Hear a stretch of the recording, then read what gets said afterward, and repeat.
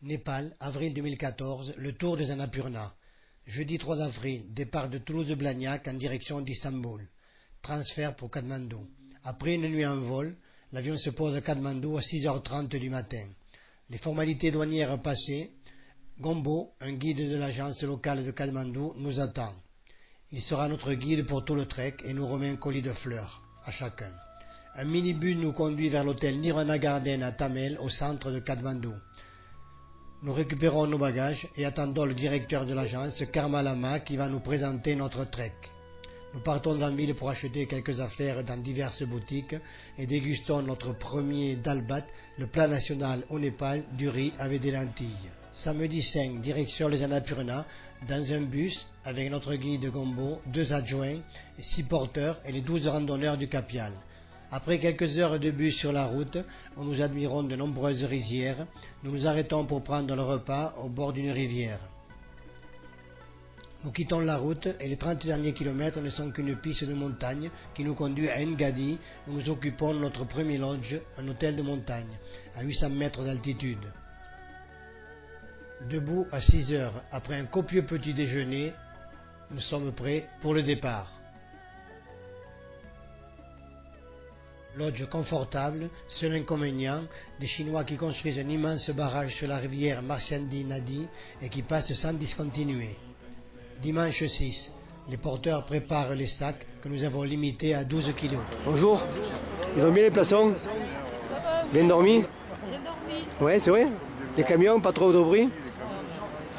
Ah, moi aussi, les bloqués dans rien.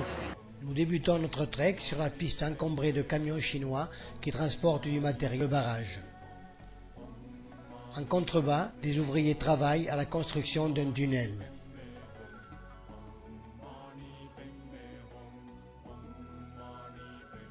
Des centaines d'ouvriers sont logés dans des baraquements sommaires. Nous continuons à longer le chantier sur des centaines de mètres. Des muletiers chargent les mules de sacs de riz pour approvisionner les villages de montagne. Nous commençons à rencontrer quantité de cultures en terrasse qui descendent tout au fond des vallées jusqu'à 1000 mètres de dénivelé. Des hommes sont en train de dépecer un animal qu'ils vont partager avec tous les gens du village. La bête est posée sur un lit de feuilles, elle est lavée, nettoyée avant d'être découpée. Les coiffeurs ont pignon sur rue et coupent les cheveux sur le chemin. Après la traditionnelle pause vers 10 heures pour prendre un thé au citron, nous continuons notre route et entrons dans le district de Darapani, au flanc d'une vallée qui va nous conduire à Siangé, où nous prenons le repas de midi et continuons vers notre prochaine étape, Jagat.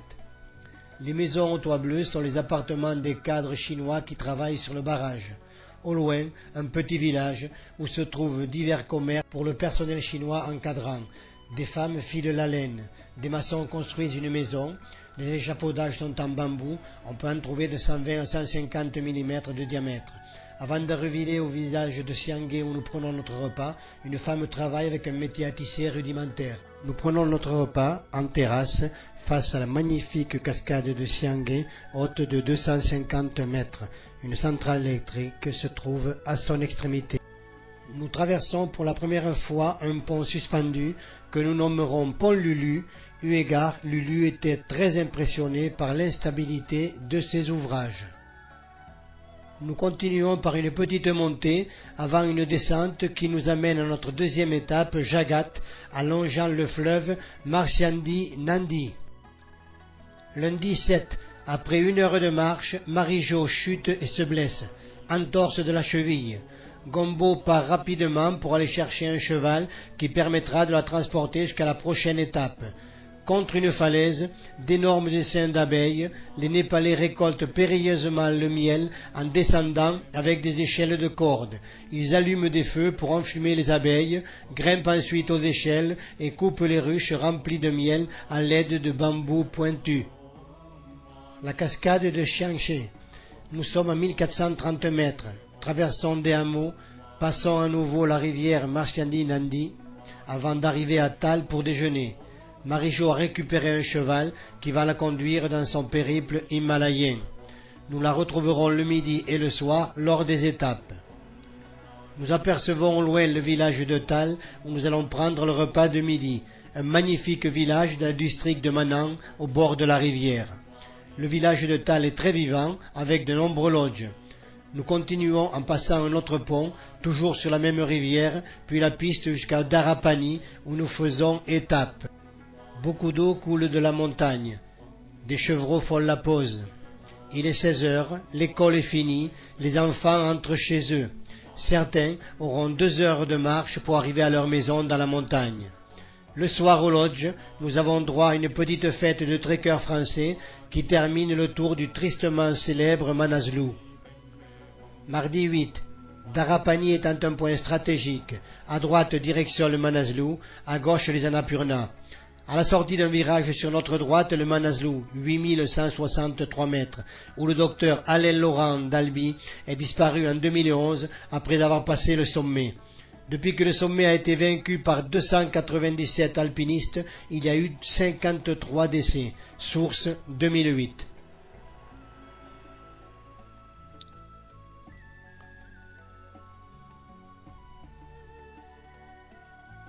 Marie-Jo et son cheval. Face à nous, l'Annapurna 4. Nous entrons dans le parc des Annapurna. Jean-Claude fait tourner des moulins à prière. Encore une superbe vue sur le Manaslu.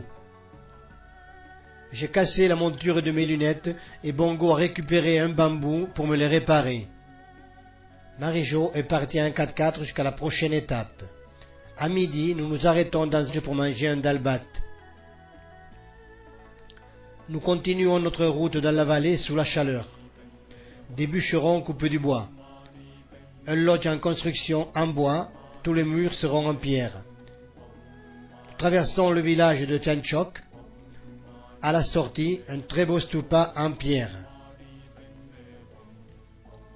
Les tailleurs de pierre travaillent directement le rocher au marteau et au burin. Un laboureur avec sa charrue au-dessus du chemin et sa femme sème.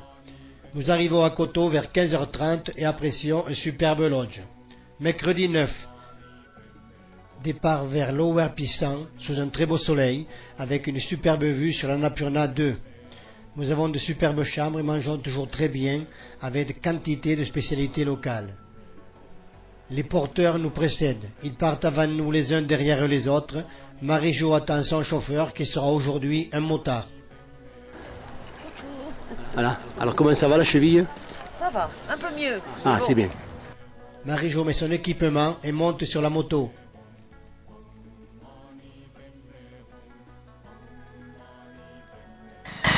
Et voilà le départ de Marie-Jo.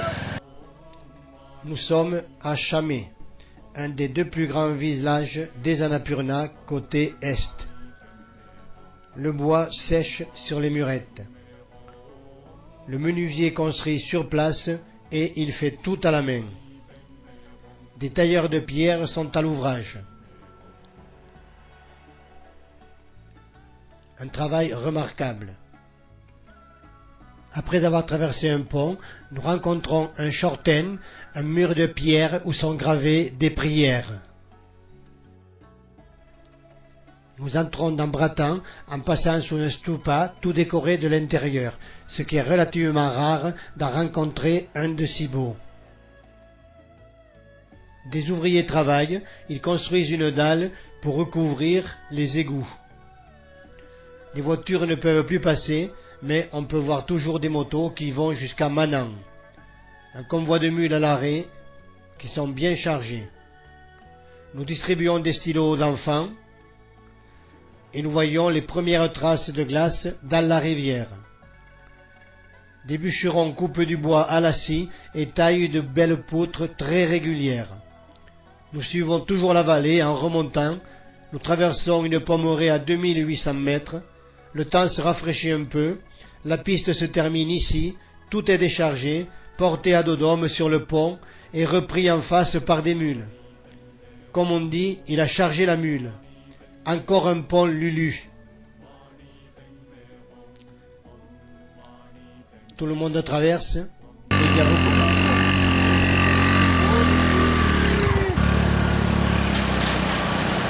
Impressionnant, hein?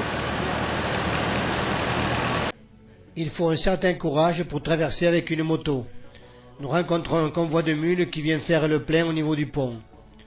Des panneaux signalétiques nous indiquent où nous sommes. Avant d'arriver, nous faisons une rencontre exceptionnelle avec 2 martres à cou rouge. Il est très rare d'en rencontrer, ce sont des animaux protégés. Nous arrivons à Pissant où nous allons faire étape. Quand nous arrivons au lodge, la neige commence à tomber.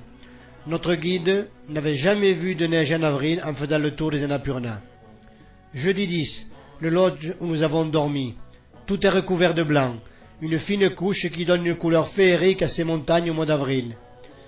Marie-Jo continue en 4x4, Michel un peu fatigué suit la piste jusqu'à Manan sans passer par la montagne. Odile l'accompagne avec un guide. Nous admirons les montagnes enneigées, une superbe vue sur les montagnes de Pissant Peak, 6094 mètres. Nous partons accompagnés du patron du lodge. Un local vraiment typique. Nous quittons le village de Pissant et la piste qui va à Manan. Un petit temple au bord du chemin. Nous allons tout en haut en direction de Garu à 3700 mètres. Toujours de nombreux moulins à prière. Nous sommes face à l'Annapurna 2. Et nous pouvons voir une avalanche qui descend, l'Annapurna. Une vue sur l'Annapurna 4. Le Pissant Peak. En 1955, 8 Français et 9 Sherpas encordés sont morts ensevelis sous une avalanche. Une superbe vue sur les Annapurna 4, 2 et 3. Nous montons jusqu'à 3800 mètres au village de Garu où nous prenons Limonti face à la chaîne des Annapurna. Nous continuons à marcher sur la crête. Rencontrons des laboureurs dans les champs, des cultures en terrasse, la vallée et au fond Pissant. Nous continuons notre marche vers Nawal. En bas, la piste qui mène à Manan où sont Michel et Odile, et au loin on peut voir un petit aérodrome où 2 vols par semaine se posent. Des Issars. Nous nous arrêtons pour manger à Nawal, où se trouve un monastère et son grand moulin à prière, ainsi qu'un stupa particulier construit dans un arbre. Nous descendons dans la vallée, un ancien pont de bois et à côté le nouveau pont suspendu avec ses câbles. Nous sommes à Braca, avec ce monastère que nous visiterons le lendemain. De petits sommets en forme de cheminée avant d'arriver à Manan. Manan, le plus grand village côté est des Annapurna. Nous resterons 2 jours à Manan pour nous acclimater à la haute montagne. Nous allons à l'hôpital de Manan. Nous avions emporté 8 kilos de médicaments que nous remettons au médecin qui n'en revient pas. Nous lui triplons son stock et il est très enchanté. You are happy? Sure, yeah, very happy because this all these medicines very useful for the local people, and we are distribute all this medicine free of cost. Tu nous fais la traduction? Et il est très content parce qu'il y a ils ont beaucoup besoin pour la population ici. Local, et puis de touristes aussi. Les touristes aussi. Ils n'ont pas beaucoup de sous et qu'il y a beaucoup besoin pour tout le monde, ouais. Les porteurs, les touristes, la population qui habite ici, et pour tout le monde qui est ici. Ça fait 18 ans qu'il est ici. Oui. Parce que... Le docteur regarde la cheville de Marie-Jo. Il confirme une entorse. Il lui dit de continuer à cheval.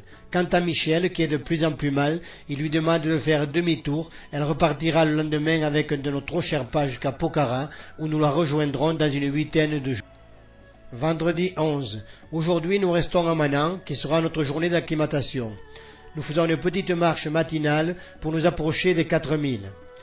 Nous traversons la rivière, surplombons un lac qui est en fait l'extrémité d'un glacier. Tout au loin, le chemin où l'on sera demain, et tout en haut, le Torung Pass à 5416 mètres. Nous sommes maintenant à 3008 et nous pouvons admirer un paysage fantastique. Nous sommes entourés de sommets de plus de 6000, voire 7000 et des 8000. Nous sommes à présent à 4000 mètres et nous allons redescendre. Une vue sur le lac. Un passage difficile et glissant dans la neige. Nous descendons manger au lodge où nous dormirons. L'après-midi, nous partons vers Braka pour visiter le monastère. De nombreux bouddhistes font leurs prières. Quantité de divinités bouddhistes. De nombreux pèlerins. Nous terminons la visite du monastère et revenons dormir à Manang où la neige continue de tomber. Des moulins à prière, des paysans qui plantent des pommes de terre, des boutiques de souvenirs le long du chemin et un stupa.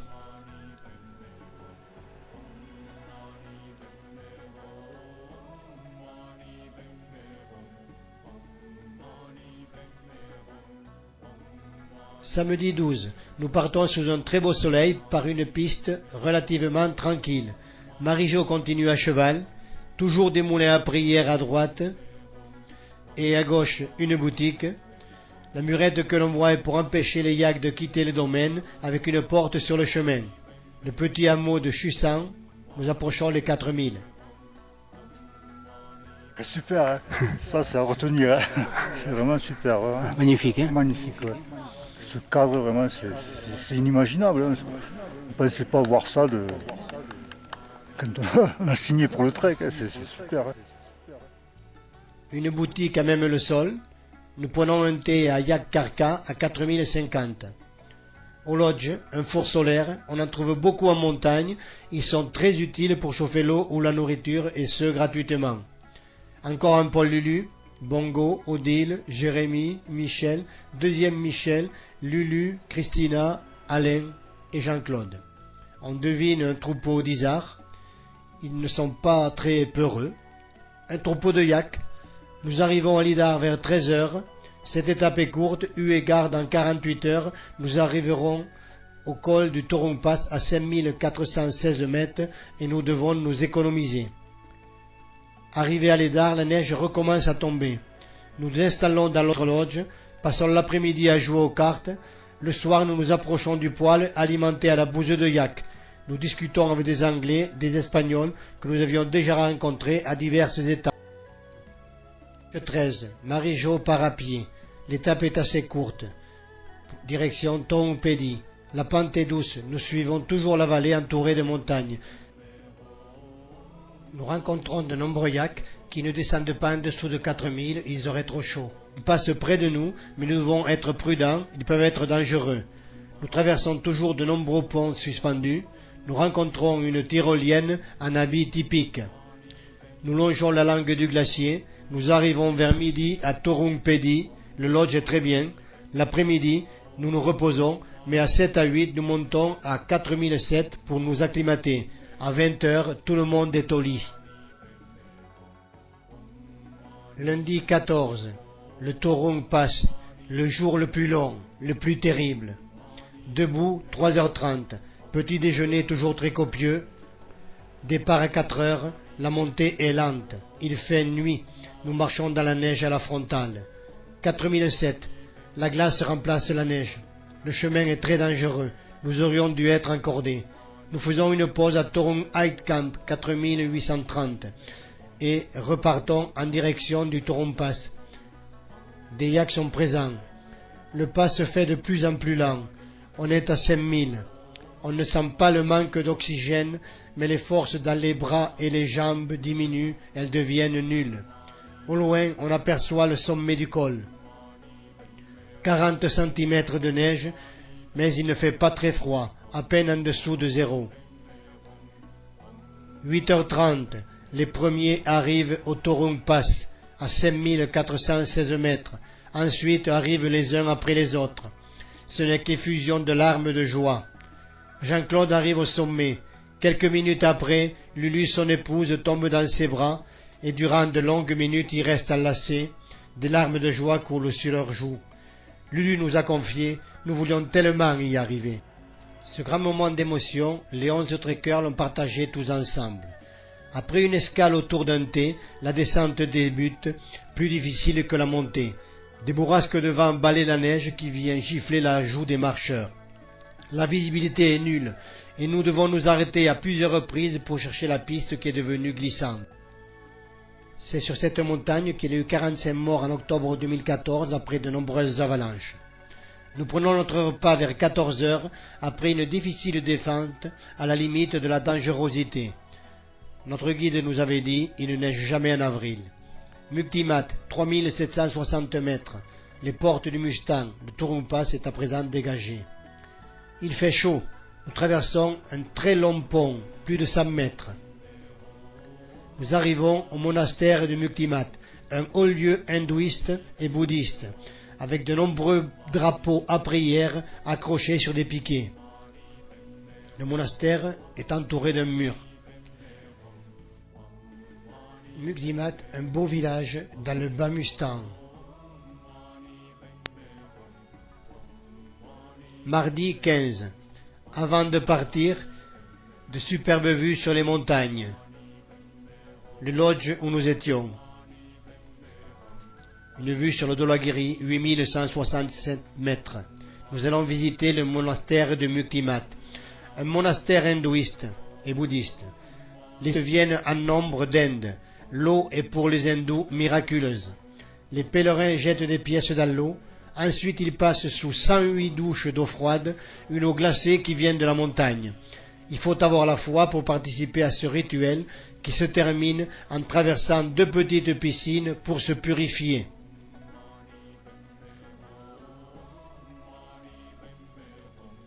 Nous continuons par la visite du temple bouddhiste qui est dans la même enceinte. Toujours de nombreux pèlerins.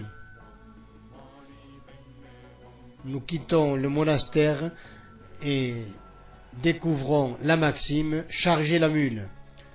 À Muktimat, des ouvriers fabriquent des flèches pour leur arc, pour aller à la chasse. Aujourd'hui, une petite étape, nous allons à Cap Béni. Nous traversons plusieurs petits villages de montagne avec de nombreuses cultures en terrasse en suivant une vallée profonde de 6 à 700 mètres. Un four solaire, des chortaines, toujours des pierres gravées de prière. Nous traversons les villages de Jarkot et Kingar. Les couleurs bleues, jaunes et rouges sont pour empêcher les mauvais esprits d'entrer au village. Encore une ferme avec son four solaire. Des boutiques le long du chemin. Une vallée impressionnante avec ses habitations troglodytes, mais qui ne sont plus habitées. Nous arrivons à Cap Béni, dans le sud Mustang. Nous sommes à 2800 mètres. Un super petit lodge avec un monastère à l'intérieur. Nous faisons le tour du village et avons une superbe vue sur le Nord Mustang avec le Tibet tout au fond. Mercredi 16. Nous allons à Jomtson, la capitale du Sud Mustang. Une superbe vue sur le Dinigiri, 6839 mètres, et à gauche le Tilicho. Nous descendons la vallée avec un vent violent. Nous sommes dans le lit de la rivière qui est presque à sec. Nous apercevons un vautour dans le lit de la rivière qui prend son envol. Nous traversons la rivière presque à sec. Marie-Jo, fatiguée après son passage du col, arrive sur sa moto. Vers 10h30, nous arrivons à Jomtson. Avant de continuer pour Marfa, nous visiterons le musée du Mustang. Après la haute montagne, nous avons droit de courtes étapes qui ne seront que balades avec montée et descente avec des cultures en terrasse. Jeudi 17, nous prenons le bus pour Gassa. Des militaires s'entraînent en ville. Après une quinzaine de kilomètres sur la piste jusqu'au village de Gassa, nous continuons à pied en direction de Tatopani. Une dernière vue sur le Niligiri et le Tilicho. Nous quittons Gassa, traversons un énième pont Lulu pour nous rendre à Tatopani. Nous nous arrêtons à Guité, à côté d'une cascade, pour prendre notre repas de midi dans un cadre féerique face à la cascade. Nous arrivons à Tatopani, 1190 mètres, avec un superbe lodge et 2 piscines de sources d'eau chaude juste à côté. Il fait très chaud, mais en arrivant, nous avons droit à un petit orage. Vers 18 h, je me décide d'aller vers la source d'eau chaude et je passe une vingtaine de minutes dans une eau à 37 degrés qui me délasse et me fait un bien immense. 5 personnes du groupe vont prendre un bain. Vendredi 18, Marie-Jo part en bus vers Pokhara pour retrouver Michel. Nous sommes à 1100 et nous allons à Gorepani. Nous débutons la longue montée vers Gorepani. 5e trek au Népal, c'est la première fois que je vois un pont en si mauvais état. Toujours des mules, un menuisier taille des poutres. Gorepani, ce village stratégique est un croisement important dans ce secteur de l'Annapurna. Village que je connais, j'ai dormi en 2010 lors de mon trek vers le sanctuaire des Annapurna. Une montée sans discontinuer que je fais à allure modérée et j'arrive vers 15h30 pas du tout fatigué car sachant que la montée serait longue et dure, je l'ai effectuée à allure lente. Nous dormons dans le même lodge où j'avais dormi en 2010 et j'occupe la même chambre. Samedi 19, nous débutons par une montée qui nous mène au col de Derali à 3090 mètres et à Batanti 3190. Traversons des sous-bois pour redescendre à Tadapani 2630 où nous prenons un thé. Des ouvriers construisent une maison. Nous continuons vers Gandruk à 1940 mètres. Des tailleurs de pierre à côté d'un grand chantier. Nous assistons au coulage d'un pilier en béton. Le lodge où nous sommes avec de superbes vues sur les montagnes. Dimanche 20, direction Potana. Nous sommes sur le balcon des Annapurna et avons de magnifiques vues sur la chaîne des Annapurna et le Machapuchare, qui est vénéré par la population locale. Il n'a jamais été gravi à son sommet. Une seule tentative en 1957 par les Britanniques Noyes et Cox, qui ont grimpé à moins de 50 mètres du sommet. Ils avaient promis de ne pas mettre le pied sur le sommet. Depuis, la montagne est interdite aux alpinistes. Machapuchare signifie queue de poisson.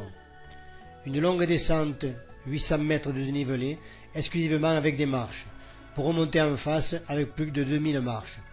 Nous traversons l'Andruk. Arrêtons pour boire un petit thé. Continuons et prenons notre repas à Tolka au soleil, sous une magnifique terrasse fleurie. Nous continuons sur la piste par des montées et des descentes avec quantité de cultures en terrasse.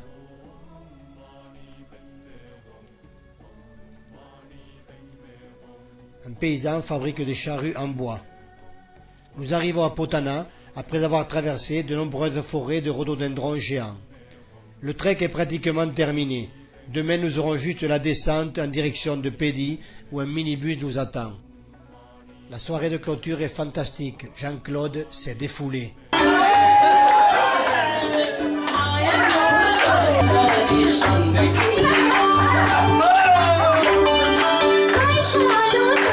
Quinze jours de trek, c'est sûr qu'on se défoule un peu.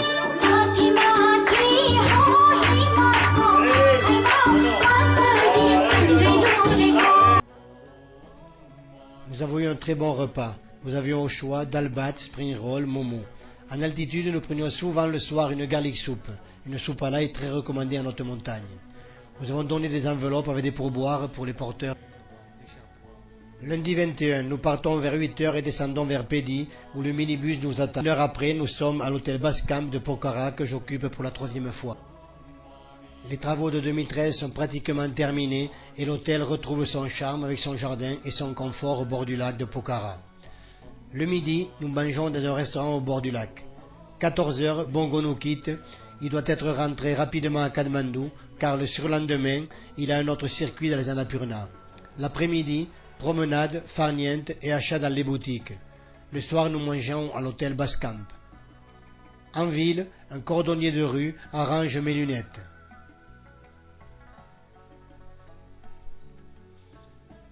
Mardi 12, départ en avion pour Katmandou, où un minibus nous attend pour nous conduire à l'hôtel. L'après-midi, nous visitons les temples de Sayambunat. Jérémie a acheté des bananes, mais les singes l'ont repéré, lui sautent dessus et Jérémie lâche les bananes.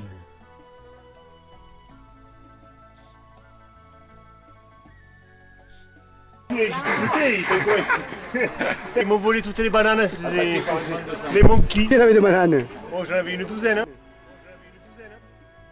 Nous montons vers le sommet des temples, une superbe vue sur Katmandou que nous dominons. Nous visitons les temples hindouistes et bouddhistes, énormément de touristes et de pèlerins des deux religions. De nombreux étalages avec des souvenirs pour les touristes.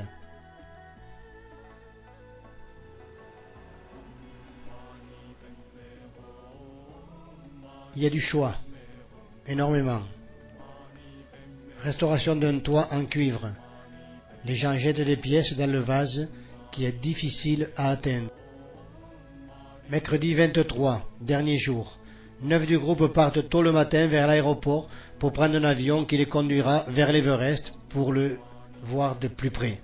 Ayant déjà effectué ce voyage en 2011, je reste à l'hôtel avec Jean-Claude et Lulu et vers 7h30 nous partons vers le temple de Pachupatinat où se déroulent les crémations. Les nôtres nous rejoignent une heure après. Nous visitons le temple et assistons à plusieurs crémations. 48 heures avant ont été incinérés les 17 Sherpas morts dans la terrible avalanche qui s'est déroulée sur l'Everest. Nous rencontrons des sadhus, hommes de bien, saints hommes en Inde. Ils coupent tout lien avec leur famille, ne possèdent rien ou peu de choses. S'habillent d'une tunique, ils n'ont pas de toit et passent leur vie à se déplacer sur les routes de l'Inde et du Népal, se nourrissant des dons des dévots. Il y a aussi beaucoup de singes à Pachupatinat. L'après-midi, nous visitons la cité royale de Bhaktapur, à une quinzaine de kilomètres de Katmandou, avec beaucoup de maisons sculptées et de temples en bois. Des femmes vont chercher de l'eau au fond d'un puits, un char qui vient de participer à une grande fête religieuse, les potiers qui travaillent dans la rue, sur une place, une perceuse automatique comme vous n'en avez jamais vu, sans électricité, qui fonctionne avec une corde. Le soir, nous visitons le temple de Bodhnath, le plus grand stupa bouddhiste du Népal, également appelé Bodhanath. Son stupa du XIVe siècle a pris la place d'un stupa plus ancien qui se compose de 3 terrasses. On peut y voir 108 niches concernant chacune une statue du Bouddha. Des fidèles font des incantations. Une dernière vue de Bodhnath, vue d'avion. Quand on va une fois au Népal, on n'a qu'une envie, c'est d'y retourner. Je suis allé 5 fois et j'y repars en octobre 2015.